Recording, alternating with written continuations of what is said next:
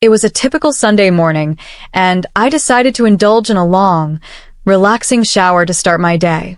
The house was bustling with family members preparing for our weekly brunch, but I assumed I'd have a few uninterrupted moments to myself. As the warm water cascaded down, I lost track of time, humming my favorite tunes and enjoying the solitude. Suddenly, the bathroom door creaked open. Before I could react, my cousin Jake stepped in, eyes widening in shock as he realized the bathroom was occupied. We both froze, the sound of the running water, the only thing breaking the silence. "Oh my God. I'm so sorry," he stammered, quickly turning on his heels and exiting as swiftly as he had entered. I stood there, heart pounding, utterly mortified. Wrapping a towel around myself, I couldn't help but laugh at the sheer awkwardness of the situation. Later, over pancakes and coffee, Jake and I exchanged sheepish glances, both silently agreeing never to speak of the incident again. It became one of those unspoken family moments, embarrassing at the time, but humorous in hindsight. I woke up that morning with a smile on my face, the kind of morning where you just know the day will be good.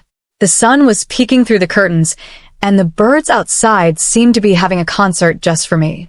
I stretched and let out a long yawn, feeling the warmth of the blankets wrap around me a little longer than they should.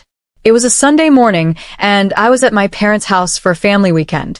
We hadn't gathered like this in months, and I was looking forward to a lazy brunch filled with laughter and my mom's famous pancakes.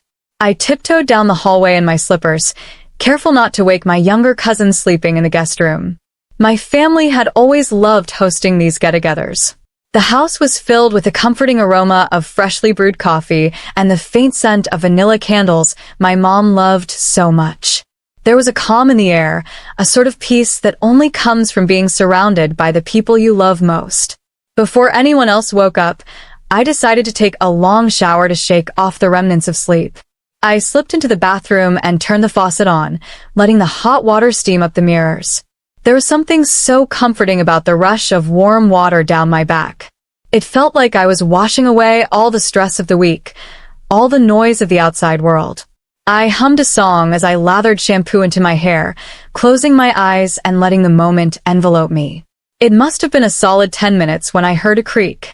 The bathroom door swung open slowly, and there he was, my cousin Jake, standing in the doorway with a look of shock that mirrored my own. Time seemed to freeze. My breath caught in my throat, and I felt the blood rush to my cheeks. For a moment, neither of us moved. The steam from the shower filled the air between us like a foggy barrier. Jake's eyes widened and he stammered, "Oh my God. I'm so sorry." His voice cracked as he quickly turned away, stumbling back into the hallway. The door slammed shut behind him, but the echo of the moment lingered in the steamy bathroom.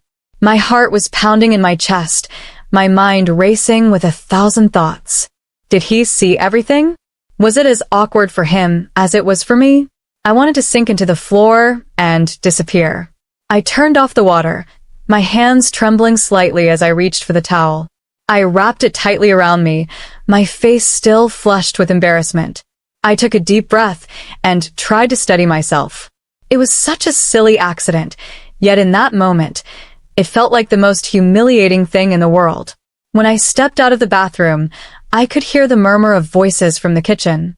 I walked softly down the hallway, feeling like every squeak of the floorboards was announcing my arrival to the whole house. I paused at the kitchen doorway, peeking in. My mom was flipping pancakes while humming a tune, and my dad was reading the newspaper with his reading glasses perched on his nose. Jake was sitting at the table, staring intently at his phone as if it were the most fascinating thing in the universe. His ears were red, and I could tell he was just as mortified as I was.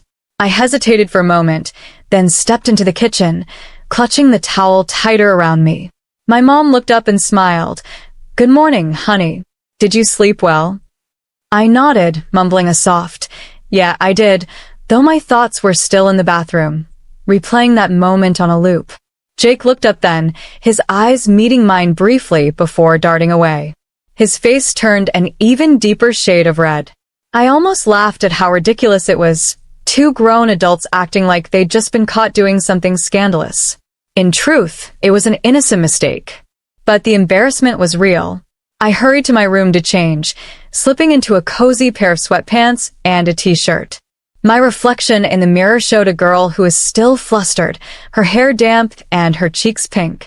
I took a deep breath and told myself it was just a moment we'd probably never talk about again.